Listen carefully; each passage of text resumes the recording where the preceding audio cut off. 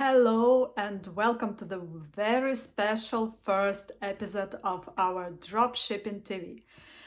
My name is Valeria Svenko. I'm your host for today and for all the further episodes. And before we jump right straight into the topic of today's very first episode, please like this video, subscribe not to miss all the insights, tips, all the highlights, all the tricks to run your successful dropshipping business. Thank you. My name is Valeria. I'm dropshipper and I've been doing dropshipping for 2 years already. And today's launching episode, I decided to do it all about how I ended up in dropshipping because this story is really interesting and I'm not sure if it's typical for the people who do dropshipping out there.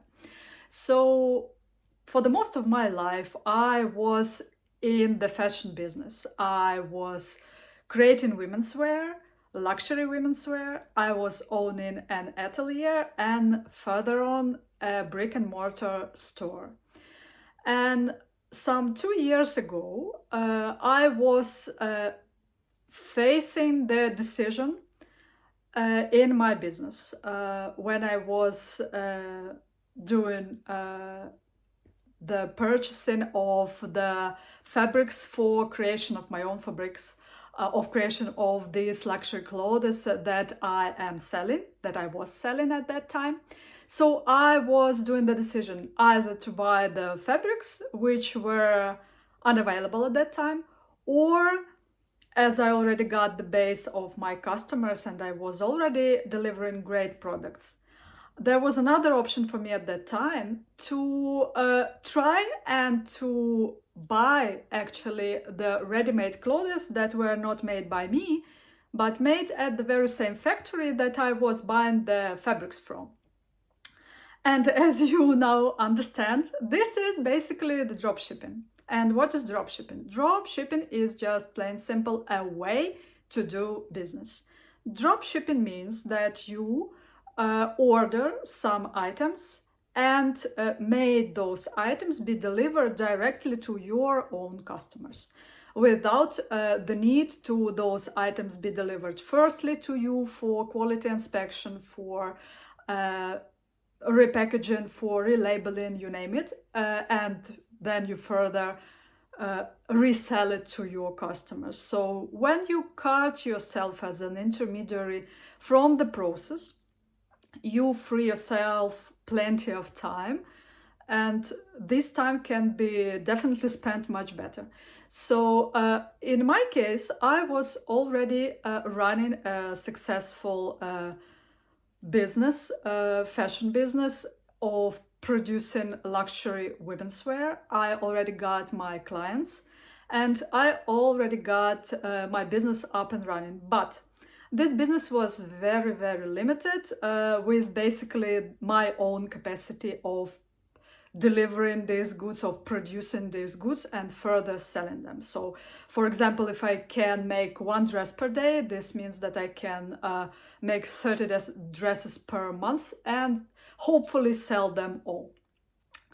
I was running my business this way for maybe 5 years prior to that time when I discovered dropshipping for myself, and I was doing pretty well, which means I was able to pay my bills, my taxes, but there was not much left for me to invest in expanding my business or in fulfilling my own dreams, desires, and plans.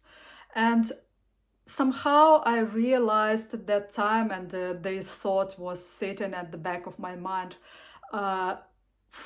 all the time, that if I want to achieve the things and the lifestyle and the goals that I set for myself, I have to either hire a team or that will produce these goods for me, or expand or outsource, for example, as major producers, women's wear fashion labels do. They just plain simple outsource their production in China, Portugal,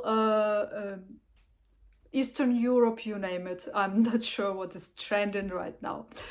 But what I want to underline that in my case, 2 years ago, when life faced me with the decision of, girl, you have to try in order to maintain the flow of clients, the flow of cash, the flow of orders. You just plain simple can't stop your production because the fabrics are unavailable.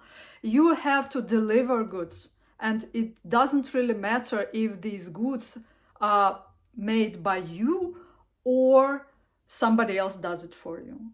As soon as you are able to buy and sell it directly to your customers, you will be good. Yes, of course, I was doubting this decision till the very, very last minute, because what I was doing was trying to resell luxury goods.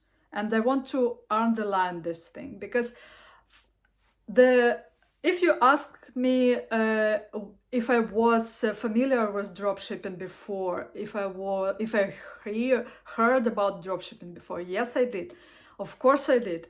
But I never considered it as a business option for myself, for one simple reason, and I think you can relate to the words that I will be telling you right now. And if this sounds familiar, the thing that I will be telling you right now, I want you to comment, and I will be back to comments, read and hug you and pat you by the back.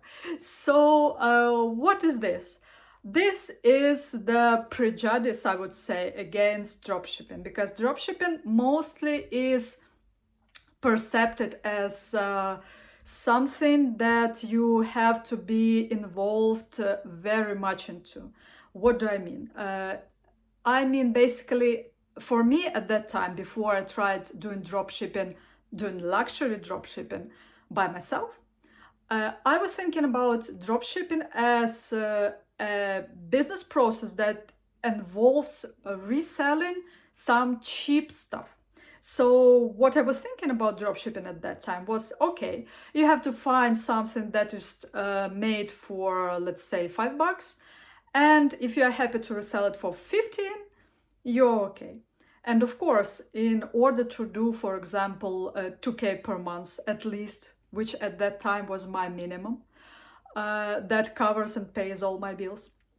In order to do, for example, 2K with this $15 reselling, you have to be involved in the huge process of ordering and delivering multiple dozens or even hundreds of orders, which automatically means that you have to do some kind of automation. If you don't want to be drawn in all this process, you definitely have to consider some automation. This is what I was thinking about dropshipping back then. Of course, it makes sense. It makes sense, and it made sense at the time, and that's why I didn't consider dropshipping well at all.